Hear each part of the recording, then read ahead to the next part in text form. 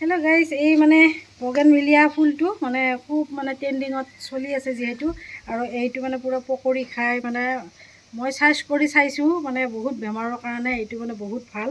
সেইটো কাৰণে আজি মানে পকৰি বনাম, পকৰি। আৰু কেনেদৰে বনাম, আৰু এইখিনি মানে অকল কালাৰৰ কাৰণে এইখিনি মিক্সিত মাৰি ল'ম আৰু এইখিনি পকৰা বনাম ধুনীয়াকৈ। আৰু আপোনালোকক দেখুৱাই আছোঁ অলপ।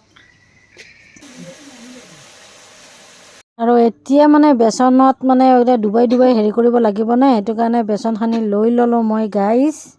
লৈছোঁ মই জলকীয়াৰ গুড়ি অকণমান, আৰু তাৰপিছত জিৰা পাউডাৰ, কাৰণ আমি যিহেতু মছলা পাতি খাওঁ নাই সেইটো কাৰণে। আৰু যে এইখিনি কালাৰ কৰিবৰ কাৰণে মানে ফুলকেইটা ধুনীয়াকৈ হেৰি কৰি লৈছোঁ আৰু মিক্সাৰত মাৰি লৈছোঁ। আৰু এতিয়া এনেকৈ দি লওঁ।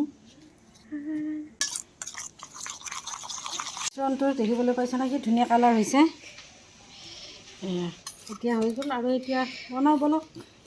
এতিয়া বগেনভিলিয়াটো বনাই আছোঁ গাইজ। এনেকৈ মানে ডুবাই ল'বা। আৰু মিশ্ৰণটোৰ কথা কোৱাই নাই দেই, সেই বুলি আৰু গোটেই ফুলজোপা ছিঙি পেলাই নষ্ট নকৰিবা। মানে দুটা এটা আনিবা আৰু খাবৰ কাৰণে, মানে ভাল এইটো।